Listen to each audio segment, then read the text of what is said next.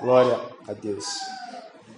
Espero que os irmãos tenham meditado nos textos que foram propostos para que nós pudéssemos estar meditando, mas só quero reprisar um pouquinho do que Deus tem compartilhado conosco e o que nós vamos continuar trabalhando hoje com a igreja.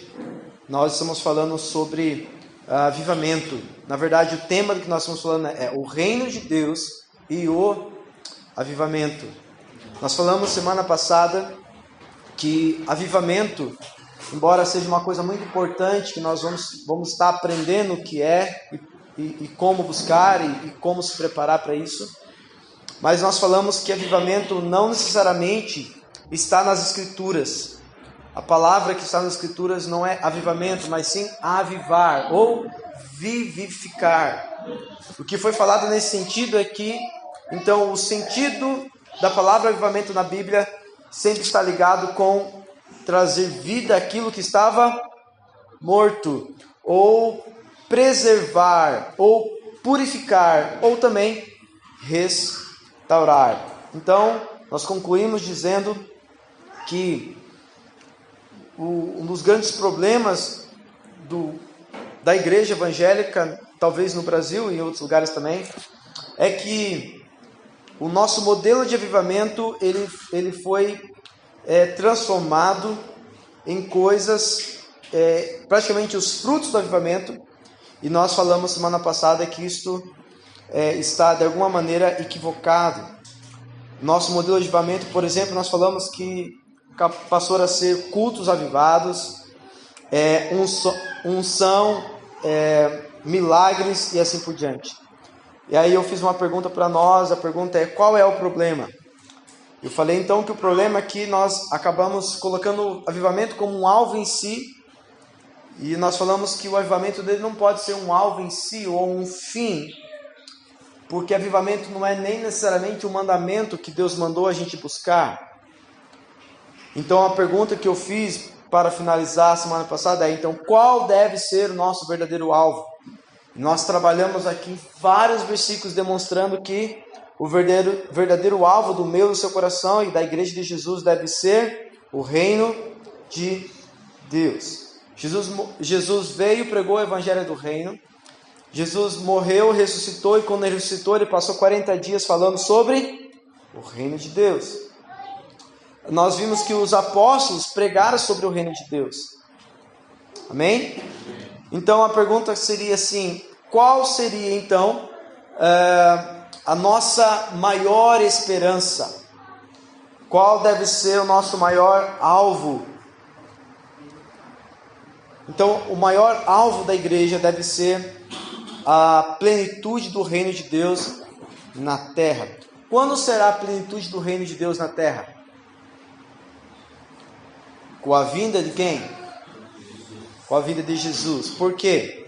Porque Jesus é designado por Deus como o rei do reino, tá? E o Pai deu na mão de Jesus toda a autoridade no céu, na terra e debaixo da terra, ok?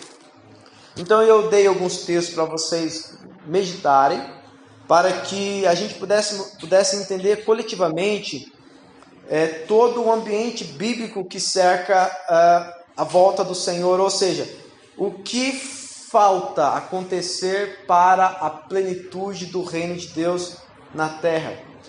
Eu gosto de chamar isso de completude. Por que completude?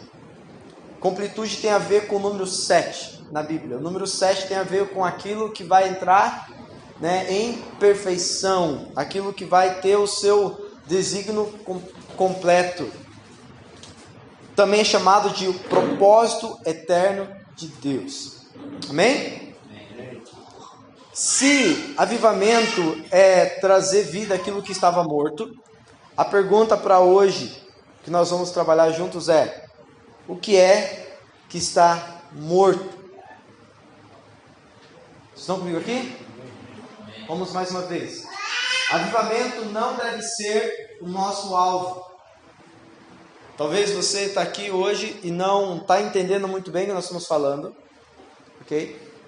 Nós estamos falando que Deus deseja fazer algo na terra, e dentre esse algo que Ele quer fazer na terra, tem algo que Ele quer fazer na terra de maneira total, de maneira plena. E o que impede Jesus de completar o que Ele quer fazer na terra? Nós estamos estudando juntos isto, ok? Para que Ele derrame avivamento, ou seja, para que Ele traga vida, primeiro a gente precisa entender também, então, o que é que está morto. Abra comigo Romanos capítulo 5, verso 12.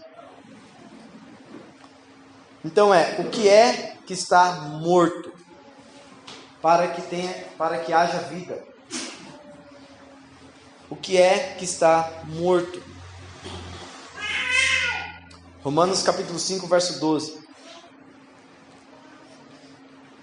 Romanos capítulo 5, verso 12.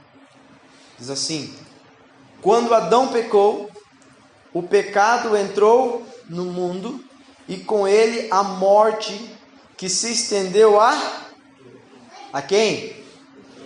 Todos. E todos, por isso, todos pecaram. Então todos estão mortos. Ele está falando do que? Da humanidade, das pessoas. Ou seja, se eu pergunto o que é que está morto, qual que é a resposta? Todos. Tá? A melhor resposta ainda não é todos, a melhor resposta é tudo. Tá? Vamos lá. Então por que é que nós precisamos de avivamento? Porque tudo está morto. Tá? Tudo, absolutamente tudo, morreu com a entrada do pecado no mundo. Por exemplo, abra outro versículo, vamos ler junto. Romanos capítulo 8, verso 20. Romanos capítulo 8, verso 20. Diz assim: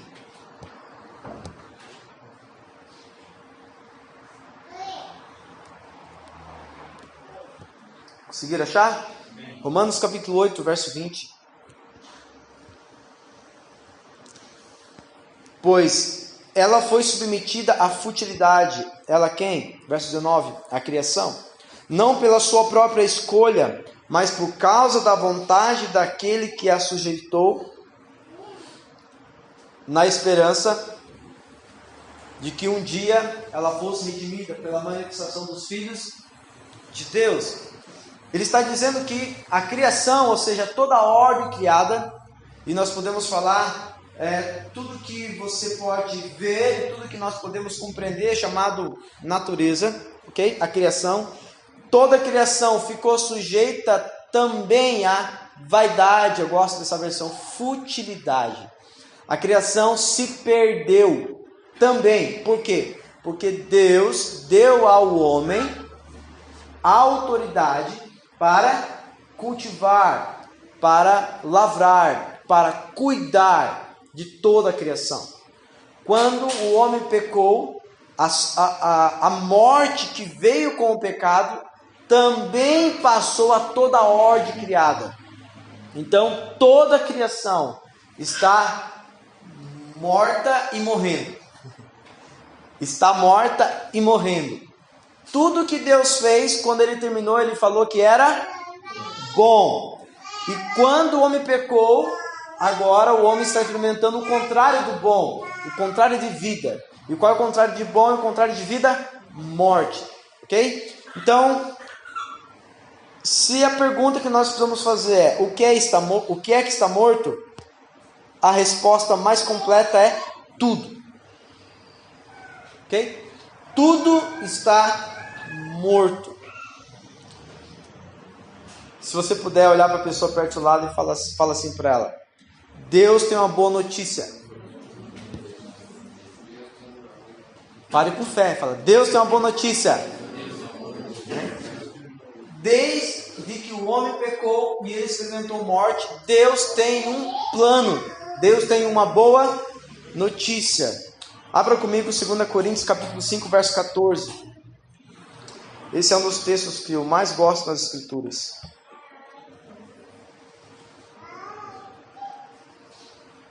Segunda Coríntios, capítulo 5, verso 14.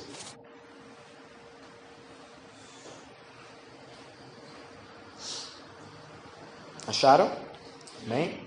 De qualquer forma, o amor de Cristo nos impulsiona, porque cremos que Ele morreu por todos, também cremos que todos morreram.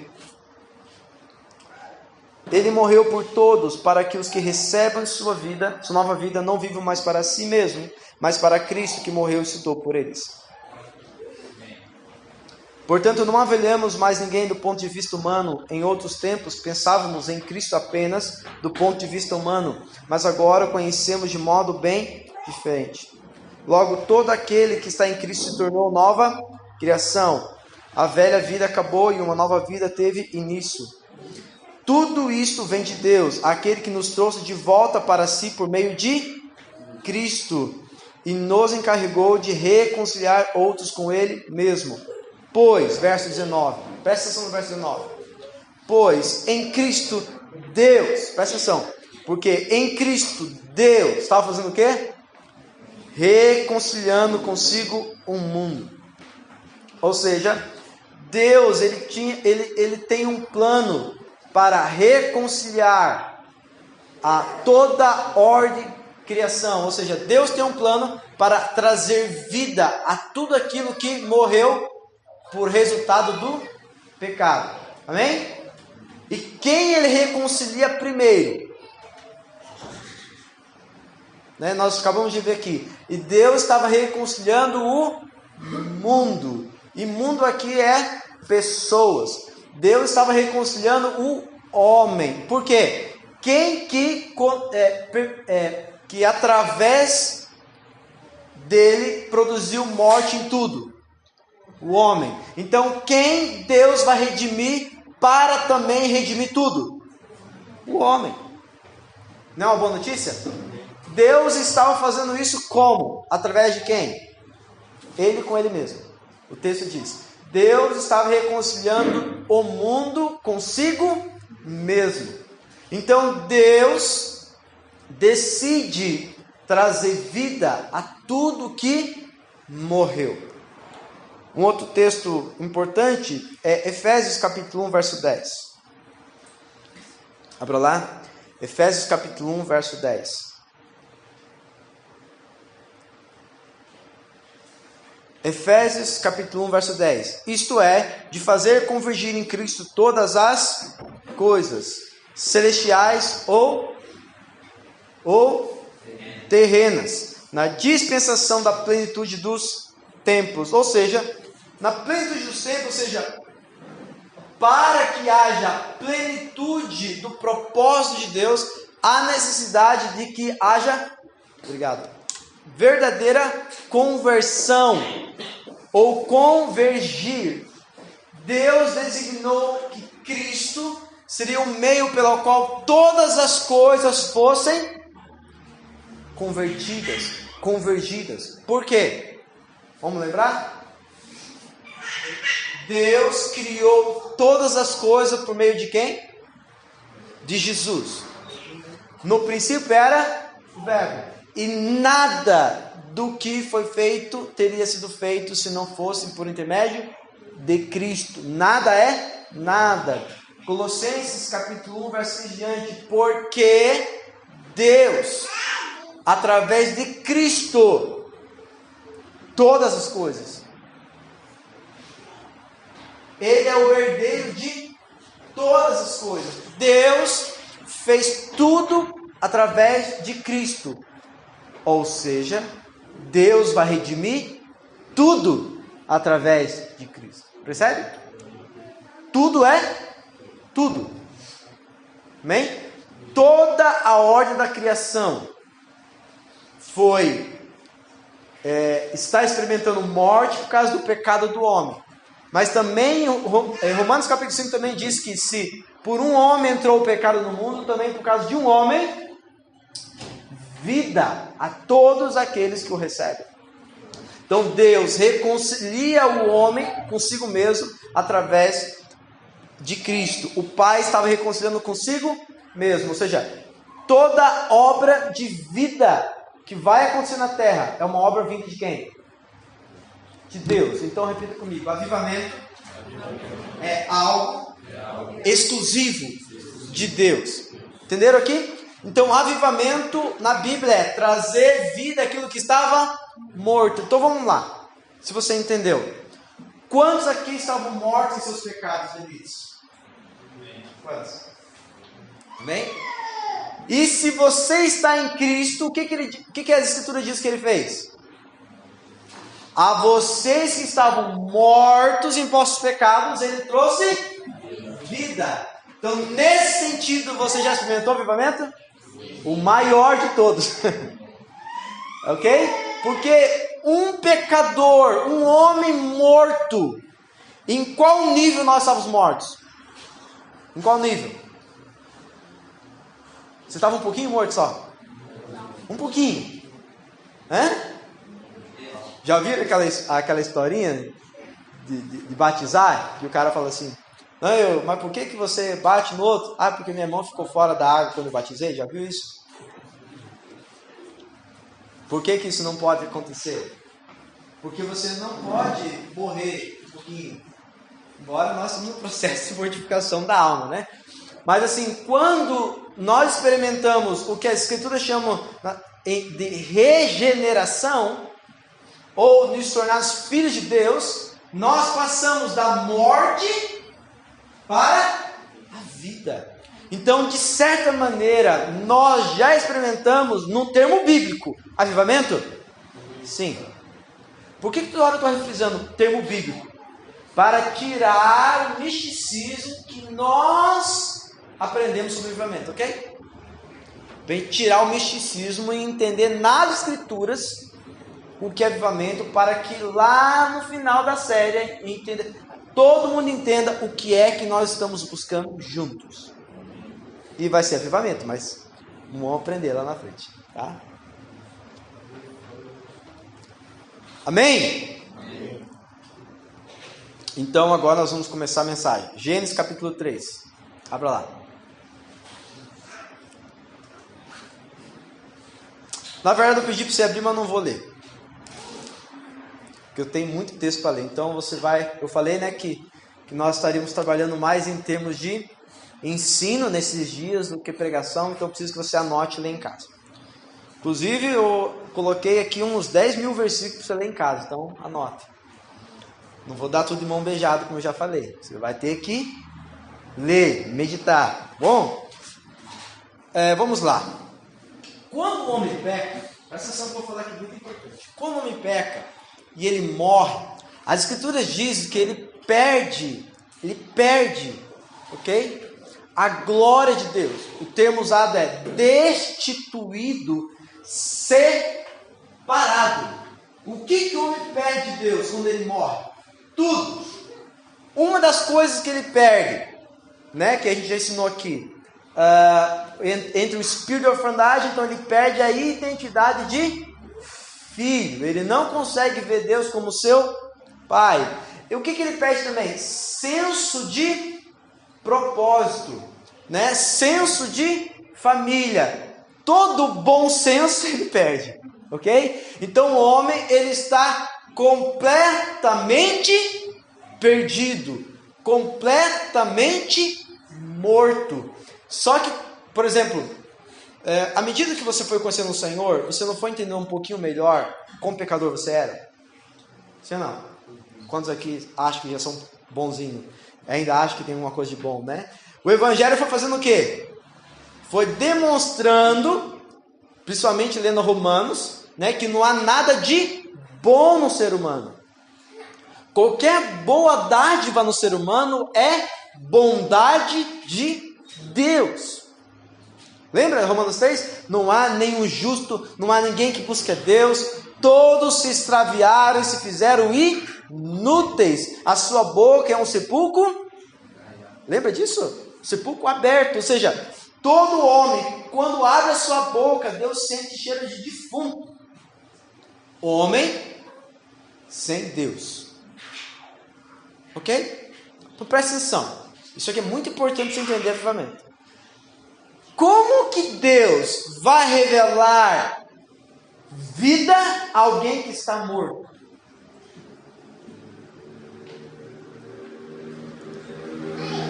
Já tentaram pregar evangelho para o morto? A não ser que ele ressuscite, o que vai acontecer?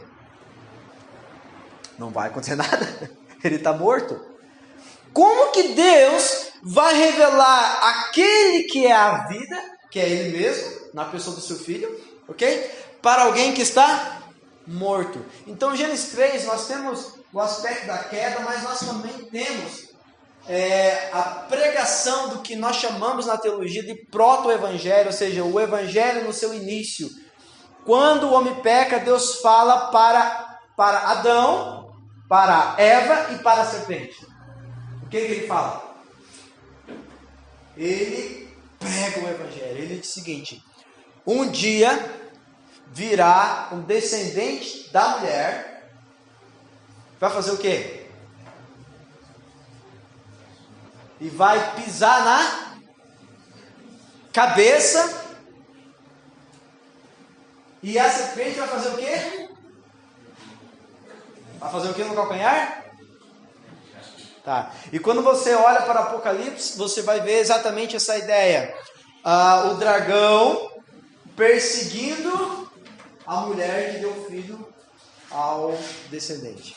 Tá? Você vai ver tudo isso. Você vai ver em toda a história da humanidade, ok? A serpente, que você sabe quem é, o Satanás,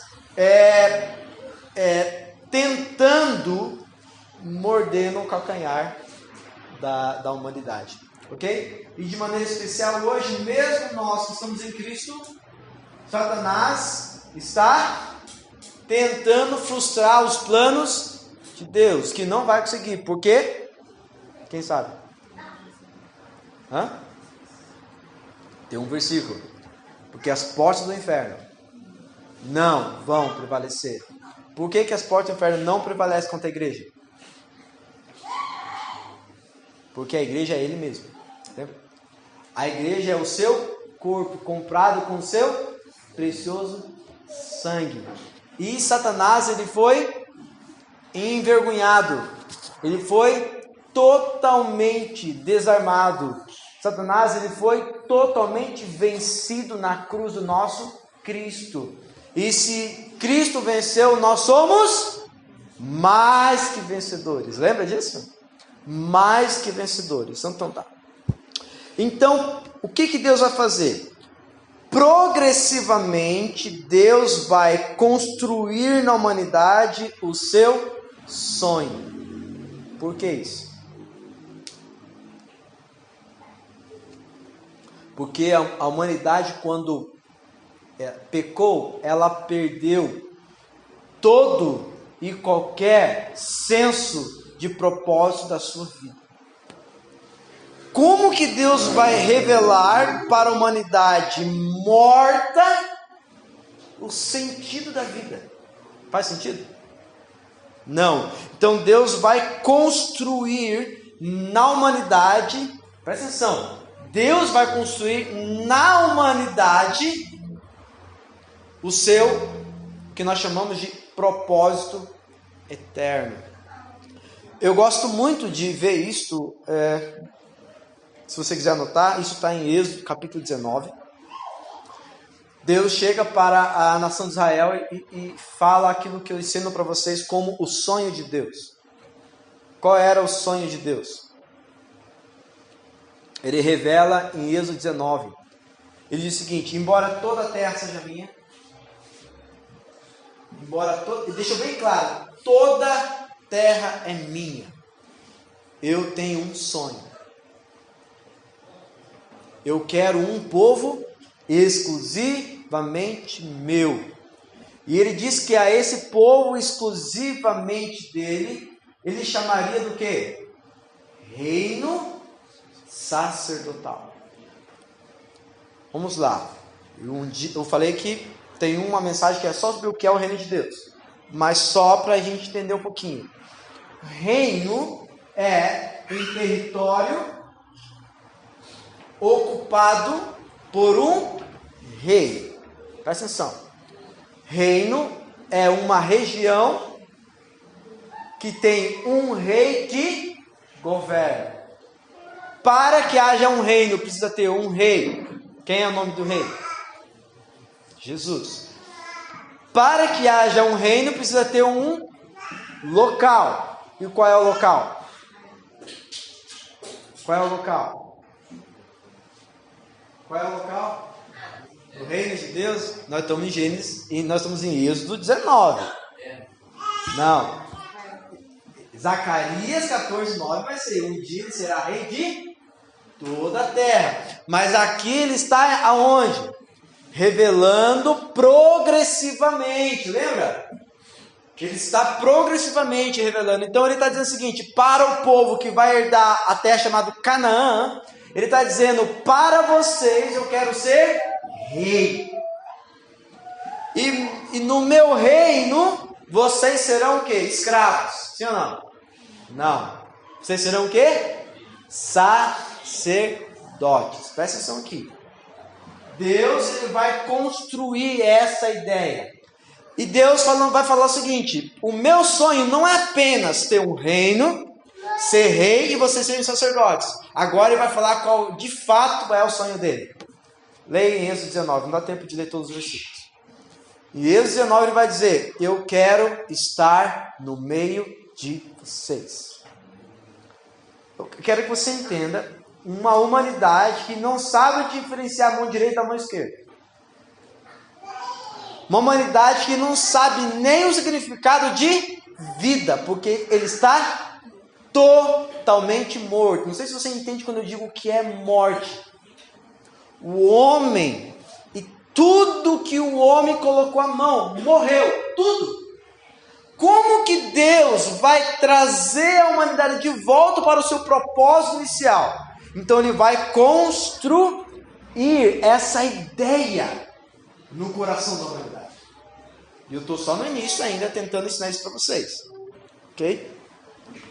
Que é basicamente o seguinte: você precisa, tenta imaginar Deus falando para um homem morto. Imagina, um morto e Deus falando para um morto. Tenta imaginar isso. Morto.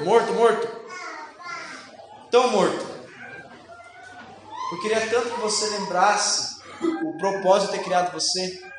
E eu criei você para habitar comigo eternamente no meu jardim. E o morto fez o quê? O que o morto fez?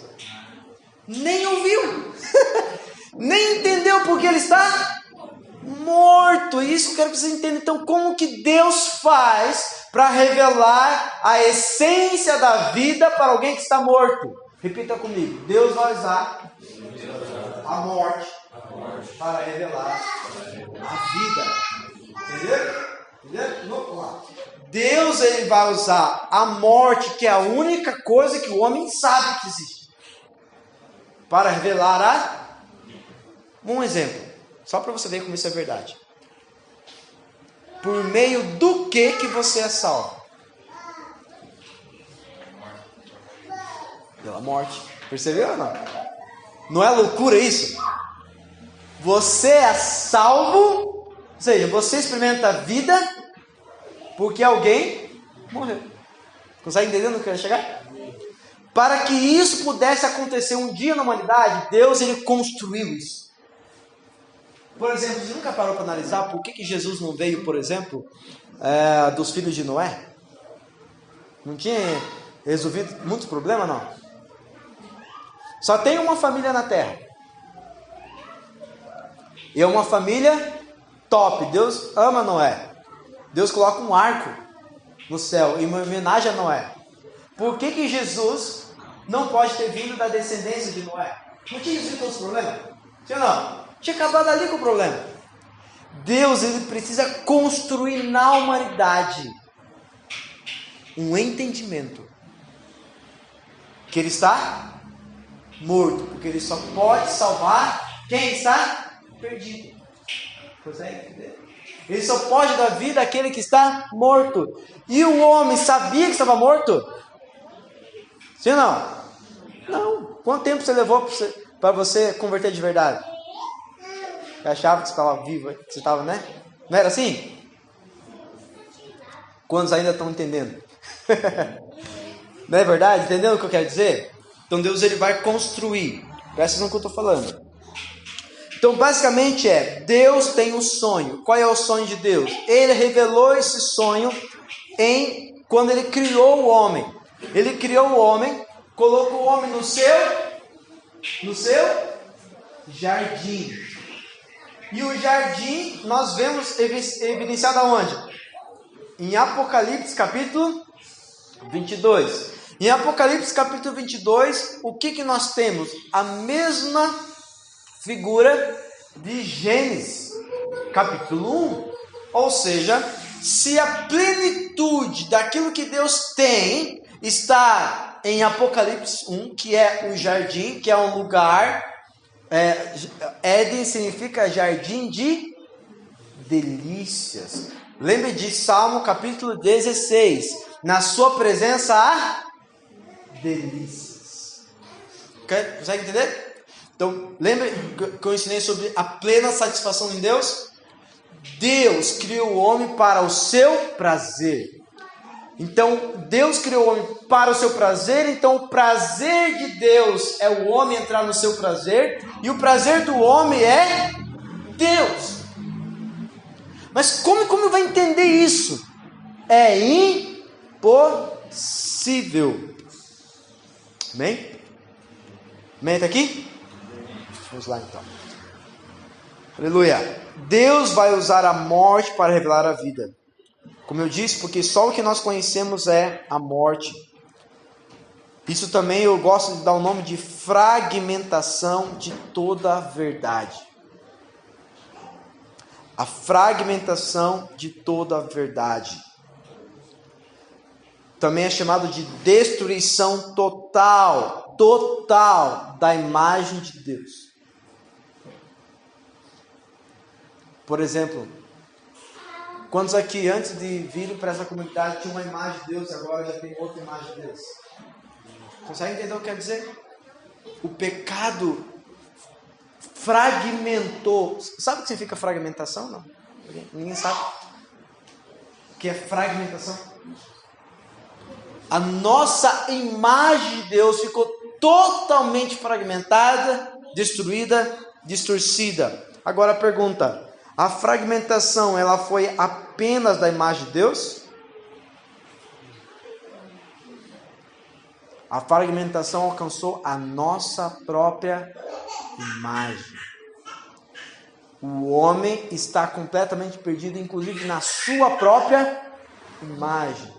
Se o homem está fragmentado na sua própria imagem, como que é a imagem do outro? Quem falou para Caim que existia uma maneira de matar seu irmão? Ele assistiu um filme? Alguém falou para ele? Da onde que ele tira a ideia que ele pode matar alguém? Ninguém precisa falar. Porque isto é fruto do pecado. Amém? Está aqui? Glória a Deus.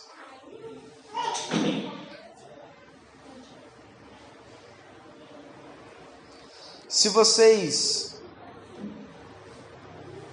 lembram, eu quero compartilhar alguns. Como eu disse, eu não vou ler todos os versículos, mas daqui a pouquinho a gente vai ler alguns. Quais são as estruturas que Deus decide criar para construir na humanidade o seu sonho e para que um dia nós pudéssemos retornar ao seu propósito inicial? Então eu coloquei algumas coisas para você pensar comigo. Por exemplo, Deus ele vai criar progressivamente essa medida que eu vou falar para você. Lembra de Noé? Quem lembra de Noé? Da arca de Noé?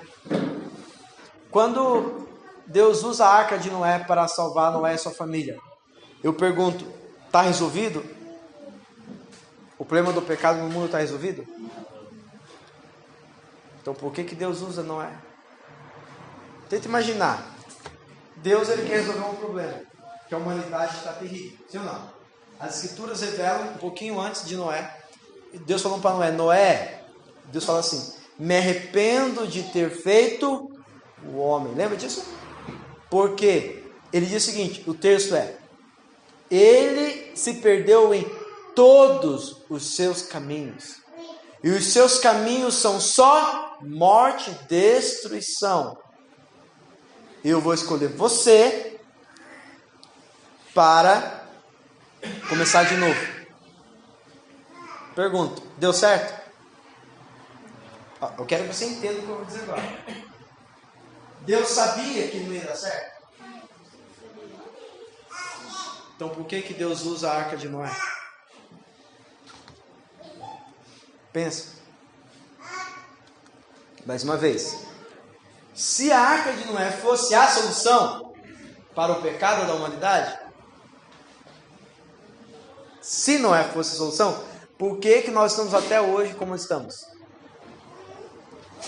Porque o objetivo de Deus com Noé não foi salvar a humanidade. Foi fazer o quê? Punir a humanidade. Isso está escrito em 2 Pedro capítulo 3. Para revelar à humanidade uma coisa. Não sei se você sabia disso.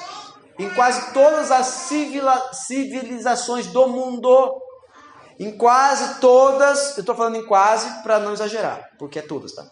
Em quase todas as religiões do mundo, se tem a revelação de um dilúvio, se tem a revelação de uma humanidade que foi perdida, se tem a revelação de um dia de julgamento. Para que Deus pudesse um dia revelar a salvação, ele precisaria revelar junto o quê? O juízo. Por que existe a boa notícia? Por que existe boa notícia? Por quê? Porque existe uma má notícia. E qual é a má notícia? Todos nós estamos perdidos. Por exemplo, deixa eu ver como isso é verdade? Quantos aqui têm certeza que vão morrer? Isso é uma boa notícia? Só sobrou você, Marcelo. Consegue entender? Você nasce destinado a morrer.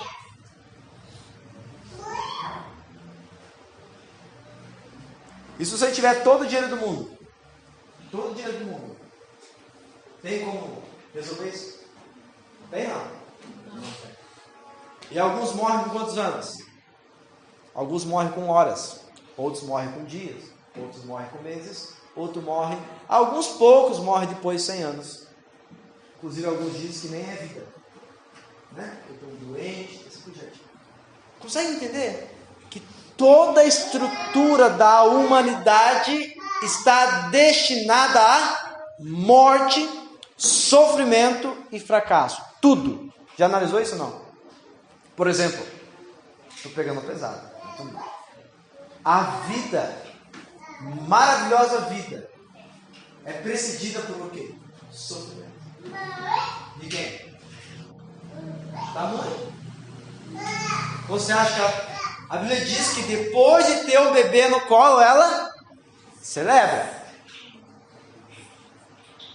Mas o que acontece antes da celebração? Dor e sofrimento. Percebe? Por isso, você entendeu por que o evangelho da prosperidade tem tantos adeptos?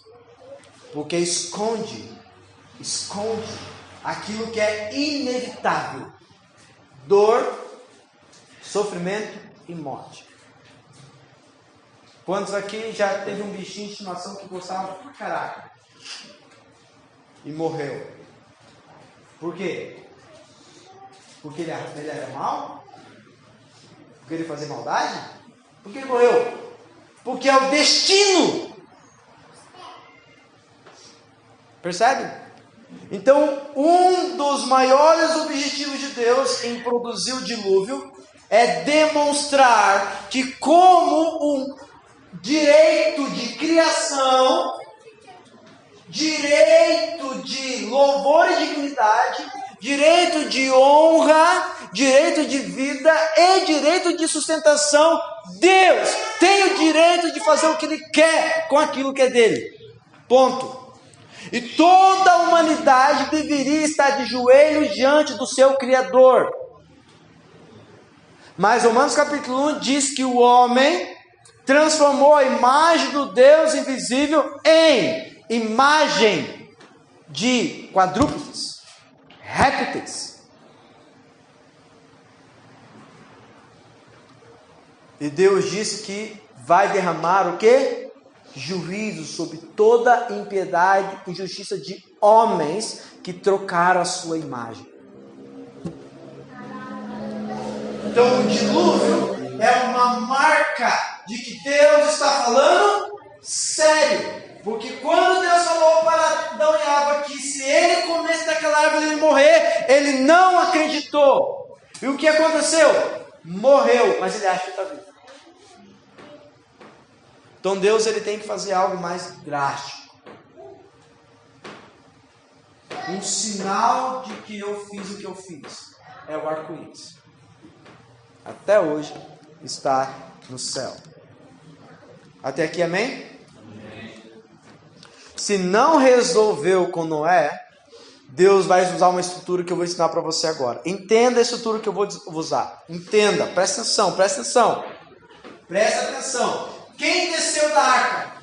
Noé e sua família. Então todas as pessoas do mundo são resultado da arca de Noé. Consegue entender? Sim. Todas as pessoas. Ou você é filho de Sem, ou de Jafé, ou de Cão. Não do cão, do Satanás. Porque uma das expressões na Bíblia para Canaã é cão, tá? Beleza? Então não é o filho do cão, tá? Mas é de Canaã, tá? Você é descendente de um dos filhos de Noé.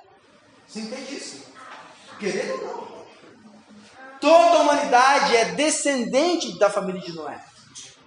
E como Deus, presta atenção agora, como Deus vai construir o seu sonho no coração de uma humanidade morta?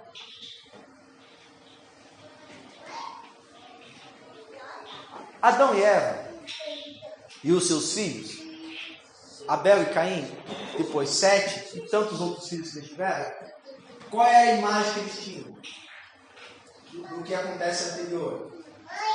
Da história do quê? Qual que era a história que eles ouviram? Tenta imaginar, você é pai.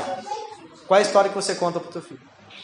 Filho, só tem uma história para te contar. A história é a seguinte: um dia eu estava no jardim, belo jardim, com a sua mãe, e era tudo maravilhoso. Um dia nós comemos uma fruta que não podia comer, escutamos uma serpente. Você acredita que Deus, que todo dia conversava com a gente, expulsou a gente do jardim, colocou um anjo lá, com uma espada flamejante, e não deixou a gente entrar mais? Desde aquele dia, eu olho para sua mãe, sinto vergonha, ela olha para mim, sinto vergonha. Essa é a história que ele sabia. Consegue entender? Qual é a história contada para os filhos de Noé?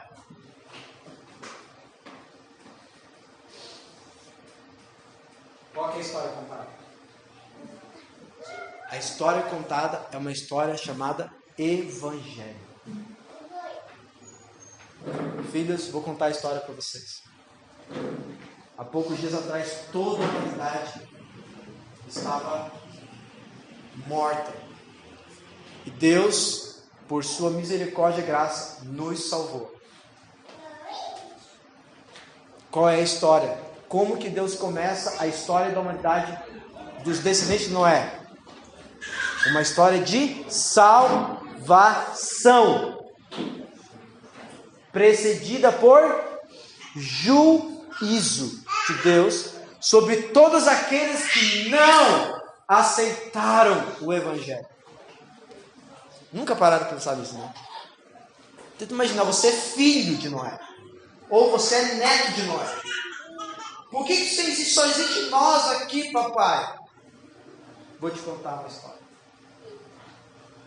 Nós poderíamos também ter morrido, mas Deus nos avisou.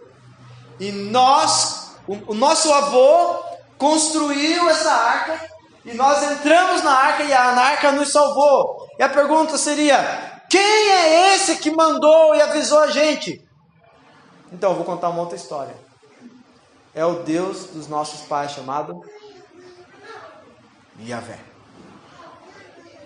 Claro que o nome não é Yahvé, né? É só uma maneira de tentar explicar o nome do Deus eu sou. Então Deus agora vai construir progressivamente na mentalidade da humanidade uma estrutura para revelar o seu sonho. Primeira coisa que Deus constrói: um homem. Repita comigo: um homem. Quem lembra o nome desse homem? Nós estamos em Noé. Como que é o nome desse homem? Que também é chamado do pai da fé, Abraão. Percebe que Deus, ele vai começar. Como que Deus começou tudo mesmo? Com um homem chamado Adão. Como que Deus vai reconstruir o seu sonho? Como que ele começa? Com um homem. Então tá. Vocês estão pegando no tranco ainda, né? Beleza. Depois da construção de um homem, qual é a próxima estrutura que Deus vai construir para revelar o seu sonho lá na frente? O que veio depois de um homem? Lembra de Adão e Eva? Hã? Família. Olha lá. Você tá danado, hein? Um ponto para ele. Família. Presta atenção. Deus escolhe um homem. Você vai entender então depois o que significa avivamento, ok? A estrutura de avivamento também vai seguir o mesmo processo. Deus escolhe um homem. Depois escolhe uma outra estrutura para revelar, para ir construindo. E é um casamento. E depois uma família. E depois agora na progressão. Um povo. Porra, cara, você tá fera. Quem discipula você? Um povo. Depois aí Êxodo 19. Agora vamos ver. Êxodo 19. Qual é a próxima estrutura que ele vai criar? Êxodo 19. Um povo, depois é uma. Começa com N. Uma nação. Presta atenção. Deus começa com uma pessoa. Um homem. E ele vai se revelando progressivamente a esse homem. Quantas pessoas já existiam na terra quando Deus começa a se revelar através de Abraão? Alguém sabe? Eu também não. Mas depois da nação, ele revela uma outra estrutura, que é a estrutura, tem tudo a ver com a nossa comunidade, o nome da nossa comunidade. E tem tudo a ver com aquilo que nós estamos ensinando. Mas você não vai acertar agora, então eu não vou perguntar. Repita comigo. Uma promessa. Mas forte não. Uma promessa. Presta atenção. Deus, ele usa um homem, depois usa um casamento, depois usa uma família, depois usa um povo, depois ele usa uma nação, chamada nação de Israel. E a essa nação de Israel, Deus dá uma promessa. Depois da promessa, qual é a próxima estrutura que ele usa? Um reino. Lembra? A vocês, nação, uma promessa. O que faz parte dessa promessa? Próxima estrutura que ele vai usar? Um reino. Próxima estrutura? Depois do reino.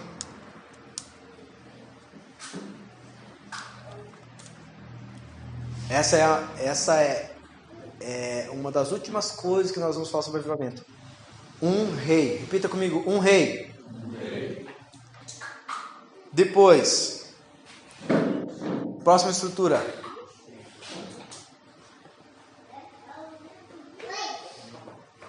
Vocês estão boiando, né? Vocês estão com medo de errar, né? Não tem problema de chutar, não. Tá? Lembra do Antigo Testamento? Qual é a estrutura maior que Deus construiu na mentalidade do povo? Qual que é o ápice da revelação no Antigo Testamento? Nessa estrutura que eu estou dizendo.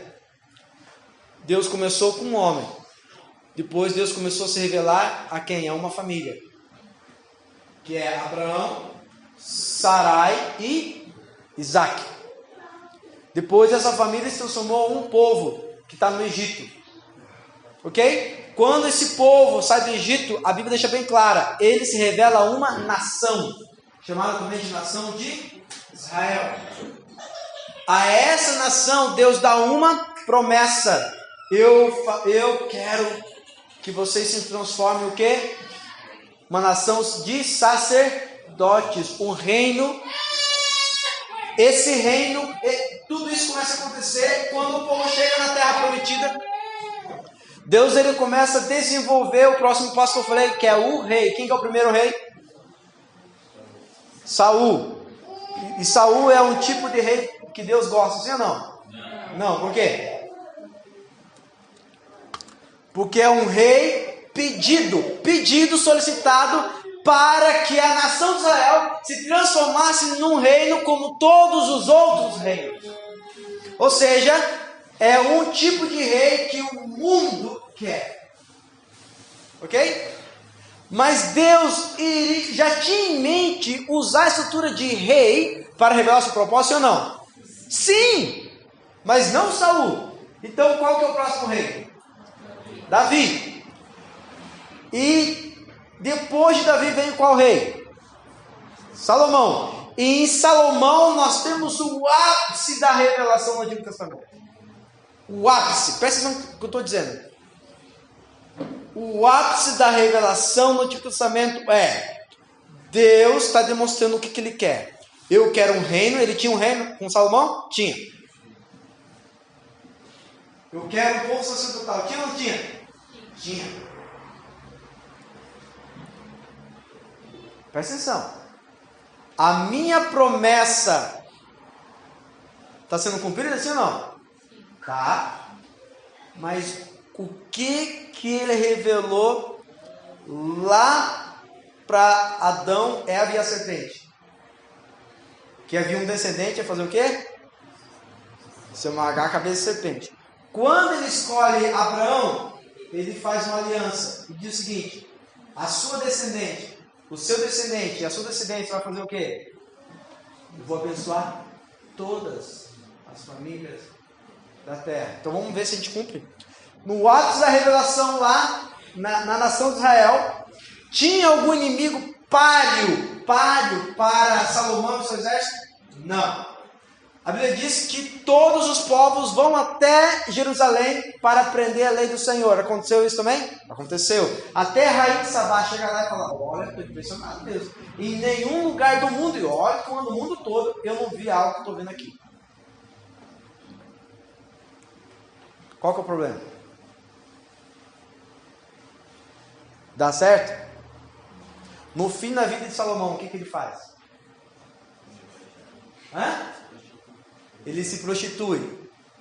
E ele troca o Deus verdadeiro pelos deuses das suas muitas mulheres. Então, presta atenção. Quando Deus consegue construir tudo que ele queria construir, o ápice começou a fazer o quê? Cair. Em queda livre. Era tão queda livre que a Bíblia diz que o povo de Deus começou a fazer atrocidades piores que os povos pagãos. Eles comiam os filhos. Comiam. Entendeu o que é comer? Comiam os filhos. O povo de Deus comia os próprios filhos. O que é avivamento mesmo? O que é avivamento mesmo? Trazer vida que estava morto. Então vamos lá. Deus ele vai usar a morte para revelar a... Entenderam isso? Estão entendendo? Vamos chegar lá, ok? Quando Deus usa isso, agora a pergunta é, então se Deus usou, presta atenção agora, não é pegadinha, se Deus usou a arca de Noé, e vocês aprenderam que não foi para salvar a humanidade, pergunta, Deus usou Israel para quê?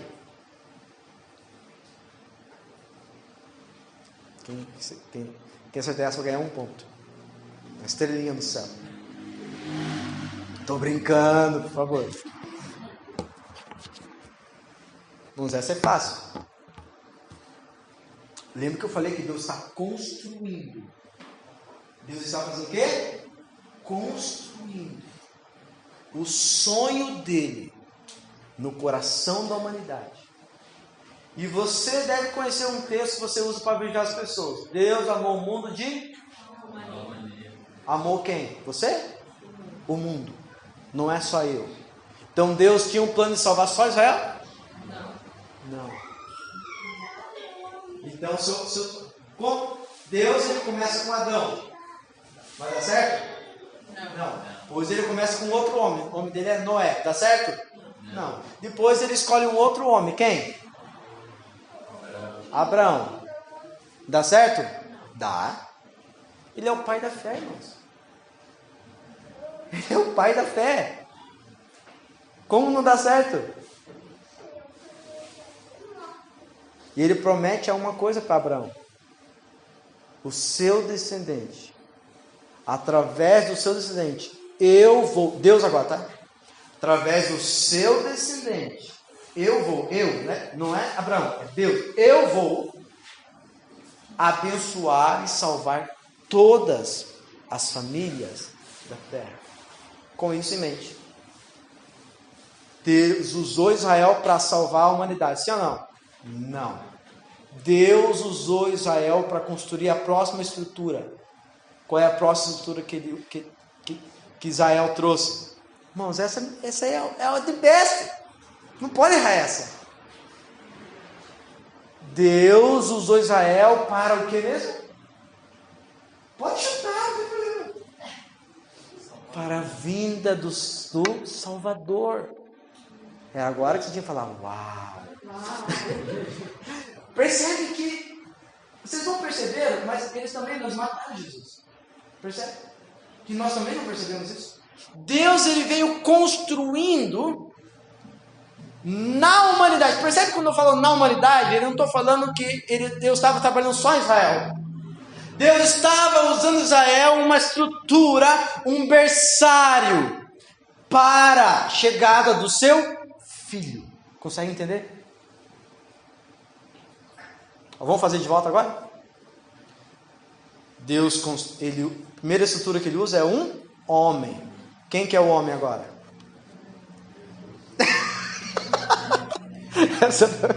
Engraçado. Quem que ele usa? Quem mesmo? Alguém falou aí. Não. Agora. Jesus. Qual é o próximo passo? Agora quero ver se você entendeu. Deus fez tudo o que ele fez só para a vida de Jesus. Percebe isso? Não? Percebe ou não percebe? Quando Deus fala para Abraão assim, ó, o teu descendente vai abençoar todos os da terra. A geração dele vai ser... Consegue contar as areias do mar? Não. Consegue contar as estrelas do céu? Não. Assim vai ser o seu descendente. Aí ele olha para a mulher dele, uma velhinha. A velhinha olha para ele, um velhinho. Não vai dar. Mas Deus ele construiu isso. Deu certo ou não deu? Deu. Veio o filho. Veio ou não veio? Sim. O descendente está ali. Gálatas capítulo 3, capítulo 4. Diz que o descendente não era Isaac, mas era Jesus. Então vamos ver lá. Qual é a próxima estrutura que Deus usa então? Vamos lá. Se a primeira estrutura é um homem. Primeiro homem, Adão. O segundo homem e o último homem? Jesus. Estamos chegando lá. Presta atenção. Irmão, se você entender isso, acabou. Você entendeu tudo quase na Bíblia. Você vai ler a Bíblia e vai entender tudo. Qual a próxima estrutura depois de um homem? Opa, quem falou? Consegue entender agora o que Deus está construindo? Consegue entender agora?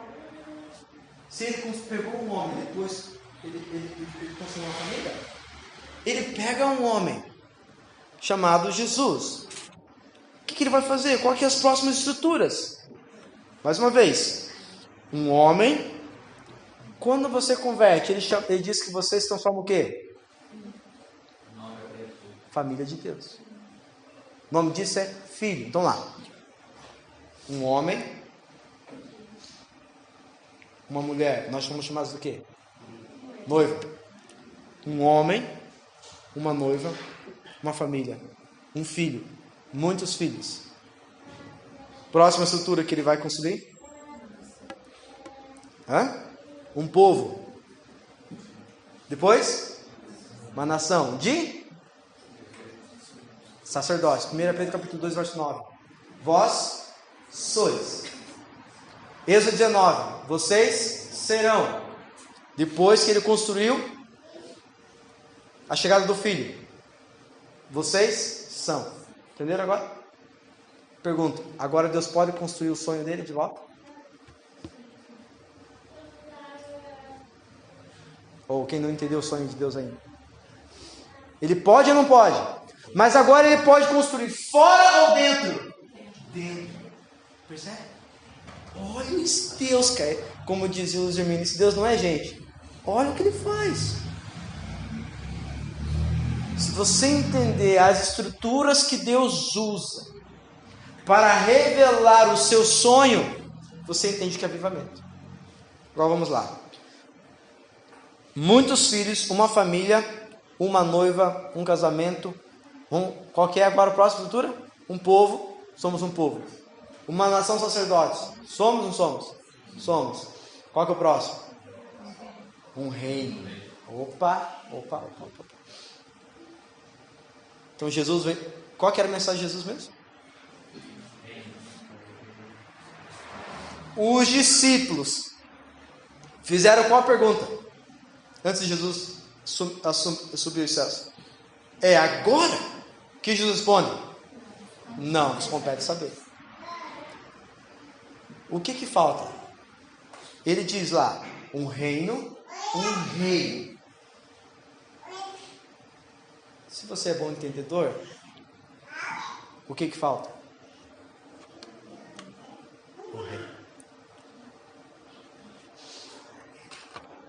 A estrutura está pronta, sim ou não? Sim. Mas a pergunta, a estrutura está viva ou está morta? Nós precisamos do quê? Como que é o nome disso? Podemos ir embora? Todo mundo entendeu agora o que significa avivamento? Deus construiu toda a estrutura para que nós pudéssemos ser restaurados ao seu eterno propósito. Se o reino de Deus já entrou em você, se Jesus não é apenas seu Salvador, mas também é seu Senhor, você já pode experimentar avivamento? Sim. Nós, como comunidade, podemos experimentar avivamento? Sim. Mas a pergunta, vamos lá, presta atenção no que eu vou falar agora. Qual é o maior avivamento que nós estamos esperando? A vida do rei. Porque tudo que acontecer sem ele aqui não é avivamento. Consegue entender agora? Mas quem tem o casamento destruído e o casamento foi restaurado, o que você experimentou? Avivamento. Mas aquele que é filho de Deus, mas está andando em pecado e se arrepende dos seus pecados, é o quê? Avivamento. Em todas as estruturas que ele construiu, que está morto, quando ele traz vida, o que você experimenta? Então nós podemos experimentar avivamento pessoal, familiar, relação pais, filhos, filhos, pais, avivamento no casamento, avivamento na comunidade, avivamento numa cidade, avivamento num país, mas nenhum desses avivamentos é o que nós precisamos. Consegue entender? Porque Ele criou tudo isso para que nós voltássemos àquilo que Ele criou. E só vai ter plenitude para aquilo que Ele criou quando Ele, que é o Rei, tiver com os seus filhos. Amém.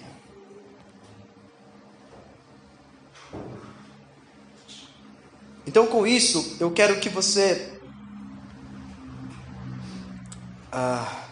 estude, analise. Eu vou passar alguns textos para você meditar, mas eu quero que você perceba que no Antigo Testamento e no Novo Testamento, todas as estruturas que Deus construiu para revelar a sua glória. E o que era a glória de Deus? Em Êxodo 19. Êxodo 19, Deus falou assim.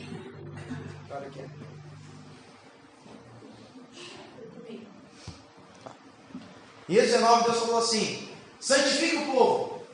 Daqui 3 dias. Deus falou, eu vou vir. O que Deus fez? Veio. O que aconteceu com o monte onde Deus veio? Tremeu. Ele tremia, ele fumegava. As pessoas que estavam em 3 dias de jejum, deixa bem claro, todas as pessoas, quando Deus veio, falaram e fizeram o quê? Não queremos Deus. Ele veio para matar a gente. O que Deus falou? Não. É só para vocês perceberem que eu não posso andar no meio de vocês ainda. Mas eu quero mostrar para vocês o que eu quero. O meu sonho é um dia estar no meio do meu povo. Então todas as estruturas que Deus vai construir são um tipo, uma sombra do seu desejo. E toda vez que Deus constrói uma estrutura, o que o homem faz com ela? O que o homem faz com ela? Deturpa, destrói, profana. Então, o que seria avivamento no Antigo Testamento?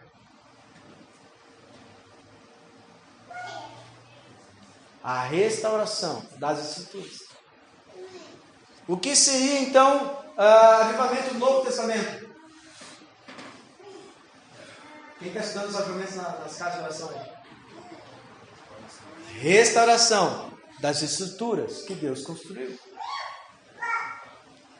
Quer ver um exemplo disso? Atos capítulo 2. O Espírito de Deus, de Joel 2, veio sobre aqueles 120 homens. Aqueles 120 homens, eles foram construídos. Já entendeu o que é construção?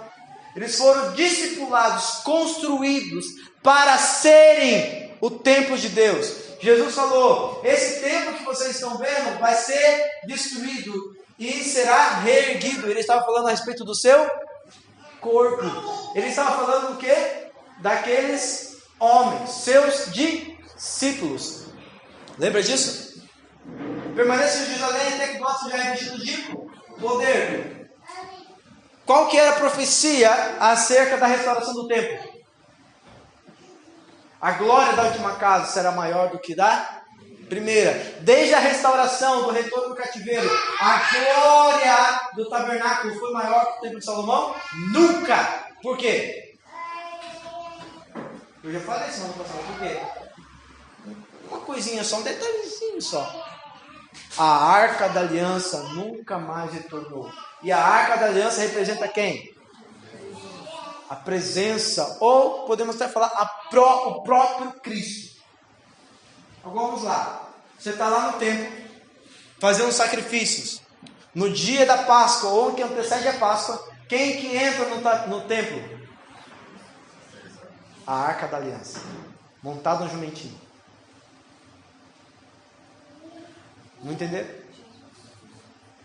O templo nunca experimentou glória mais, porque não tinha arca. Aquele que é a arca entra montado no jumentinho. E o que eles fazem? Matam. Mas antes de matar, o que Jesus fala? Esse templo que deveria receber-me agora, que deveria estar aplaudindo a minha chegada, vai destruído, mas fique tranquilo. Será reerguido em 3 dias. Então, o que Deus fez? Ele estava construindo na vida daqueles homens a próxima estrutura que viria a receber o quê? A plenitude da sua presença, não sobre o vosso coração. Fique de boa. O mundo não me verá mais, mas vocês me verão. Por quê? Porque no dia em que o meu Pai enviar quem? O Espírito Santo. João capítulo 14. O que ele fala? Nós faremos nele o quê? O que ele falou? Nós. Quem é nós? O Pai, o Filho e o Espírito. Nós. Gênesis capítulo 1, verso 26. Façamos o homem à nossa imagem, à nossa semelhança. Façamos quem? O Pai, o Filho, o Espírito. Agora ele está dizendo, naqueles homens que ele construiu. Eu estou usando a palavra construir para você entender o que Deus está fazendo. Ok? Construindo.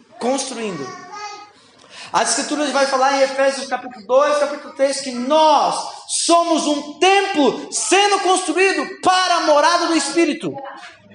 Então, os homens de Atos 2 eram a construção de Deus. A próxima construção de Deus. O que a Bíblia chama de igreja. Eu edificarei a minha igreja, e as portas do inferno não prevalecerão contra ela. Ele está fazendo isso. Quando o Espírito Santo vem sobre aqueles homens, o que você tem? O cumprimento da profecia de a glória da segunda casa será maior do que da primeira. Né? Agora Deus conseguiu realizar o seu sonho? Sim ou não? Sim e não. Sim e não. Por que sim e não? Sim, você hoje se você é de Cristo, você é morada de Deus no Espírito. Mas você não pode esquecer qual é o sonho dele. Você não pode esquecer o sonho dele. O sonho dele, ele revelou em Êxodo 19. Eu quero voltar a andar nessa terra com vocês. Eu quero voltar a falar como no jardim, toda a viração do dia. A pergunta, eu posso fazer isso hoje? Por que não? Por que ele não pode? Por que Jesus não pode andar ainda aqui nessa terra? Por quê? Quem leu os textos que eu pedi para ler sabe. Porque muita coisa está morta. Muita coisa precisa ser restaurada. Muitas coisas precisam ser purificadas. Então, lembra, avivamento não é só trazer vidas mortas, mas é preservar, era purificar e é restaurar. Todas as palavras falando sobre avivamento. Ou seja, a Bíblia diz que é necessário que o céu retenha. Quem lê os textos? É necessário que o céu retenha. Sabe o que significa retenha? É Jesus. Eu quero ir embora. Eu quero encontrar o meu povo. Eu morri por isso. Lembra? Apocalipse capítulo 5, verso 9. Aqueles que ele comprou com o seu precioso sangue, homens de toda tribo, língua, povo e nação. Você acha que você deseja estar com Jesus, né? Sabe de nada, inocente. João capítulo 17. Eu quero estar com eles. Quando a gente acha que a gente está desejando Jesus, ele já está desejando você há muito tempo. Na verdade, Jesus está desejando estar conosco. Muito mais do que você possa imaginar. Então, o que está acontecendo é que o céu está retendo Jesus. Por quê? Porque ele diz, até que o tempo da restauração de todas as coisas. Repita comigo, todas as coisas precisam ser restauradas. Porque se ele vir sem restauração das coisas, ele acaba com tudo. Ele é fogo consumidor. Uma coisa, por exemplo, que precisa acontecer, você já entendeu. Nós precisamos de um novo corpo. Nosso corpo não aguenta os olhos de fogo dele. Quando que vai acontecer isso? Você sabe uma resposta. Quando que nossos corpos serão transformados em corpo glorioso? Na sua vinda. Mas nós estamos falando o que acontece antes da sua vinda. Então nós sabemos que não é nosso corpo. Nosso corpo só será quando ele vir. A pergunta, o que está impedindo ele de vir? Esta é a pergunta. Para você entender o porquê precisamos de... Um exemplo. Só um exemplo.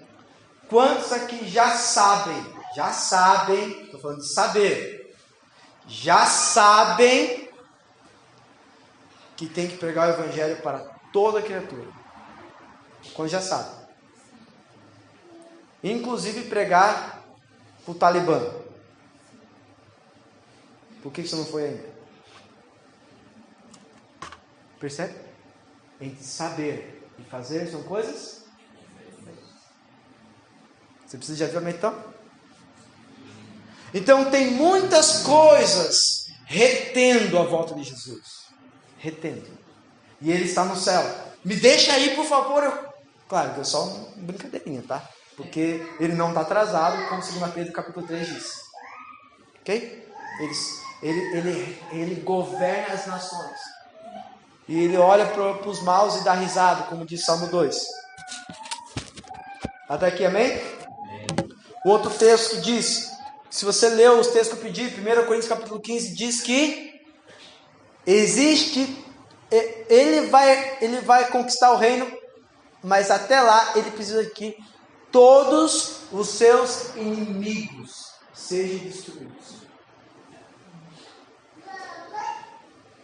Tem mais alguma coisa que vai acontecer. Todas as coisas precisam ser restauradas e todos os inimigos precisam ser destruídos. E o último inimigo, qual que é? A morte. E quando que a morte será destruída? Só na volta dele. Então ele não está falando da morte. Se é o que acontece para ele vir, o corpo não é, a morte não é. A pergunta, o que é? Qual que é a pergunta que eu fiz no começo? Se avivamento é trazer vida ao que está morto, a pergunta, o que é que está morto? Ou o que é que não está no prumo? Ou o que é que precisa ser preservado? Ou o que é que precisa ser purificado? Ou o que é que precisa ser reerguido? Ou o que é que precisa ser restaurado? Para concluir, hoje,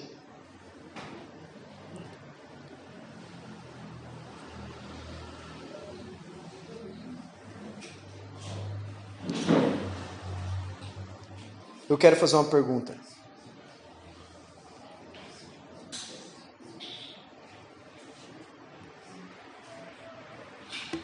Se uma das formas de entender avivamento é a restauração do modelo inicial, preservação ou trazer vida ao que está morto, a pergunta poderia ser, o que vem primeiro? Avivamento ou a reforma? Pensa.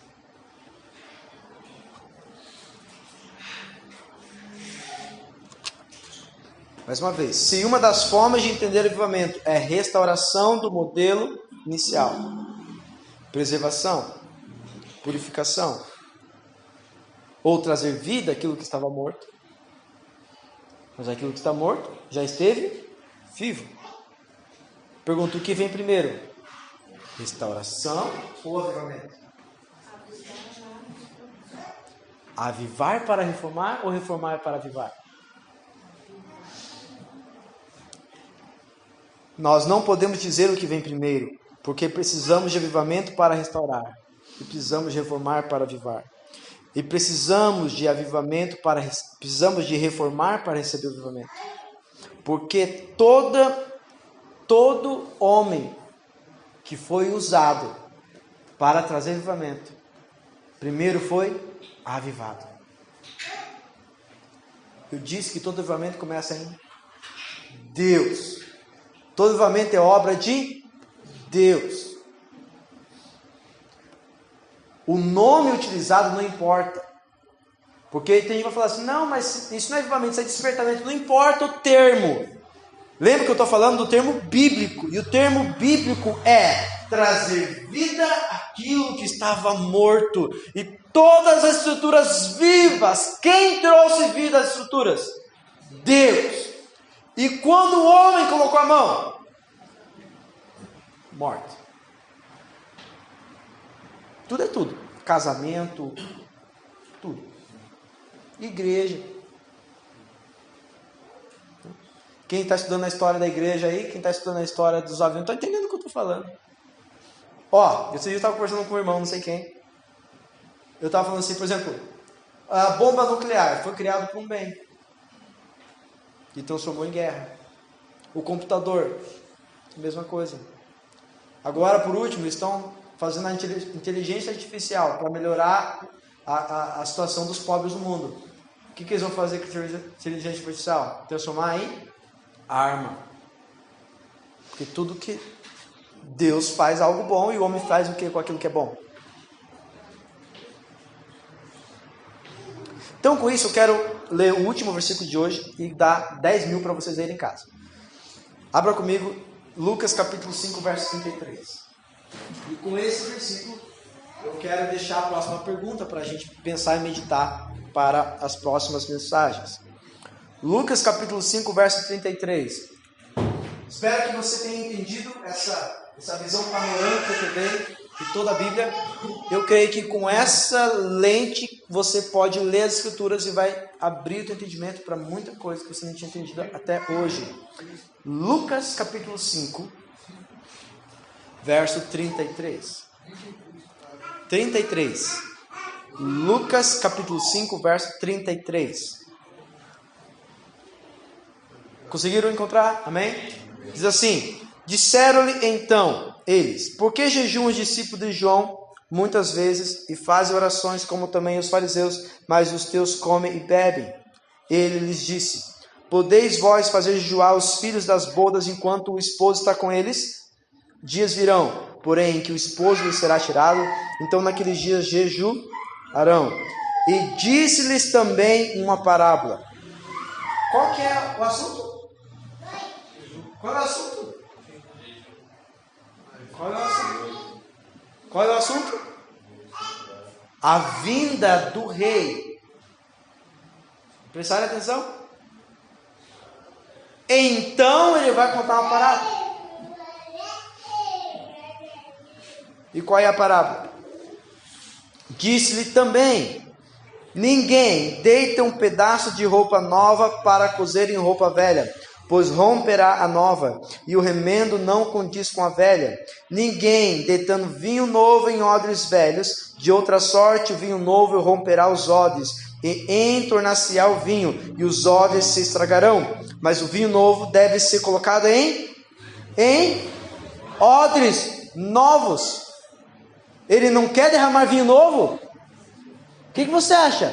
Sim, ele está deixando bem claro. O motivo pelo qual eu não posso derramar vinho novo é porque vocês são odres velhos.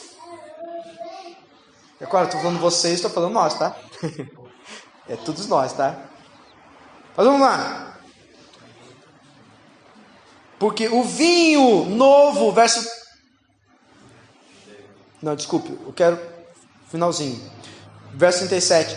O vinho novo romperá os odres, e os odres estragarão. Deus não desperdiça nada. Já ouviu falar aqui que o principal inimigo da igreja é o Espírito Santo? Já ouviu falar isso aqui, né? Ele é, porque ele não aguenta com soberba, arrogância e orgulho. ele resiste à arrogância. E a igreja não precisa do Espírito Santo. Eu já preguei sobre isso aqui. Nós temos demonstrado que nós não precisamos do Espírito Santo. Nós sabemos fazer tudo.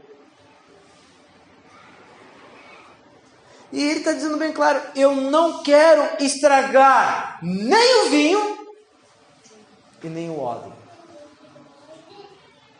Percebe como ele é maravilhoso? Ele não quer acabar com a minha e com a sua raça. Então ele não posso derramar ainda. Eu quero, deixa bem, percebe o texto? Eu quero, mas eu não vou estragar nem o vinho. Agora, esse detalhe que eu vou ler agora, só tem em Lucas. Tanto em Marcos e Mateus não tem essa passagem. Presta atenção no que eu vou falar agora, e é isso que eu quero que você medite. Verso 38 em diante. Mas o vinho novo deve ser colocado em odres novos. Novo odre não é odre melhorado, tá? Remendo, tá? Não é disso que ele está falando.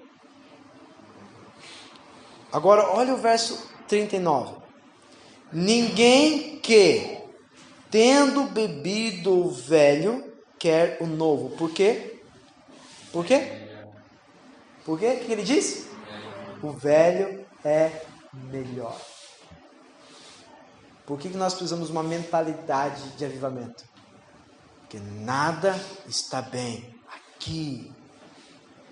Tudo que nós podemos experimentar sem a vinda do rei é passageiro. Então, por isso essa mentalidade de buscar avivamento por curas, milagres, é preferir o velho. Entenderam, né? Agora estamos experimentando avivamento na nossa igreja. O que está querendo dizer com aquilo? O culto foi maravilhoso. Por quê? O irmão chorou, o outro caiu no chão, e o outro teve uma cura, avivamento. Por que ele não pode derramar vinho novo mesmo? Porque nós amamos o velho, amamos, com paixão.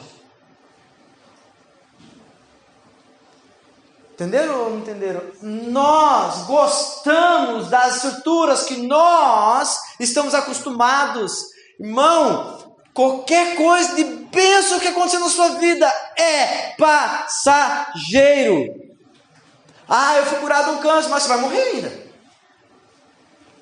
Não estou falando que não temos que ficar feliz com um cara que é curado do câncer. Mas ele foi curado hoje, daqui a 5 anos morre. Resolveu o quê? Eu quero uma igreja grande. Tá, você tem uma igreja com 10 mil pessoas. Agora você vai precisar de 10 mil reais só de tratamento com psicólogo, psiquiatra.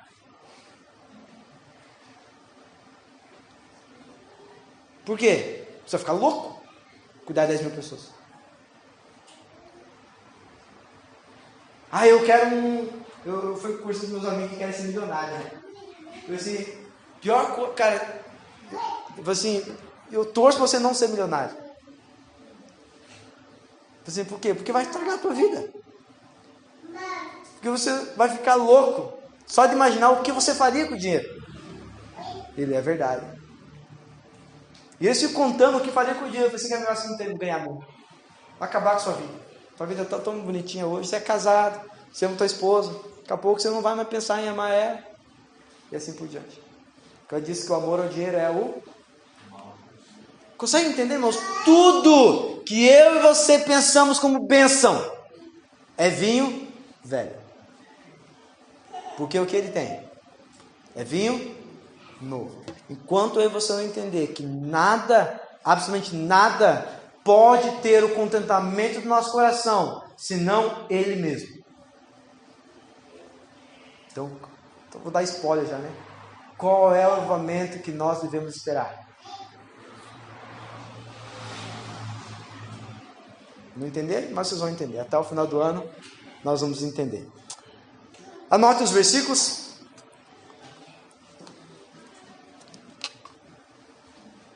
Então a pergunta que eu falei que eu vou deixar, né, pra gente é... Oi? Deve ter sim. Alguém presta, por gentileza? Acho que tem caneta ali atrás.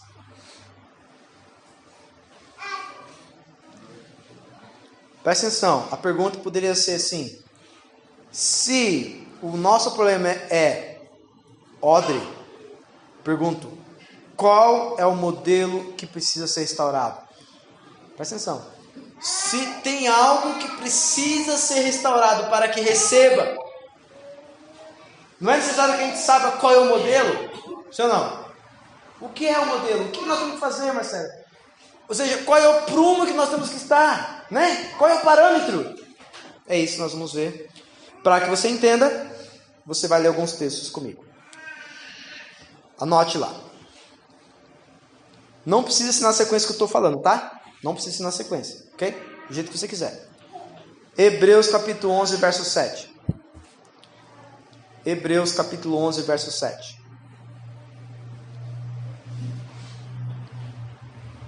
A pergunta é: qual é o modelo que nós temos que restaurar? Ou poderia ser a pergunta: qual é o odre que nós temos que ser? Ok? Outro texto, Êxodo. Presta atenção agora. Capítulo 19, capítulo 20, capítulo 24. Êxodo, capítulo 19, capítulo 20, capítulo 24. Não é 20 até o 24, é só isso que eu estou falando. Tá? Êxodo, presta atenção agora. Capítulo 39, do verso 32 ao 43. Mais uma vez, Êxodo, capítulo 39, do versículo 32 ao 43 e o capítulo 40.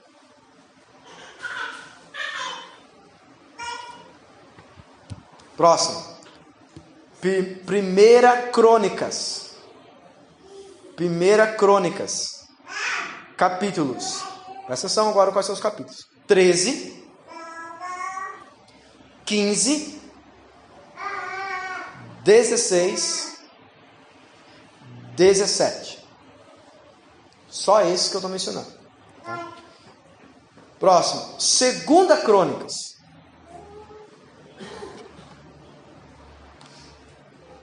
Capítulo 5, do verso 11 ao verso 14. Mais uma vez. Segunda Crônicas, capítulo 5, do verso 11 ao verso 14. E capítulo 6 e capítulo 7. E por último, 2 livros inteiros, pequenininhos. Esdras e Neemias. 2 livrinhos pequenininhos da Bíblia. Esdras e Neemias. Os 2 livros inteiros. São bem pequenininhos, dá para ler bem rapidinho. Esdras e Neemias. Qual que é a ideia? É construir na tua mente o que significa avivamento pela Bíblia. A ideia é você entender o que significa avivamento pela Bíblia. Amém? Para que nós construímos juntos o que nós queremos buscar juntos como igreja. Para sermos o odre que Deus quer derramar o vinho novo. Porque o vinho que fica por último é o melhor. Amém?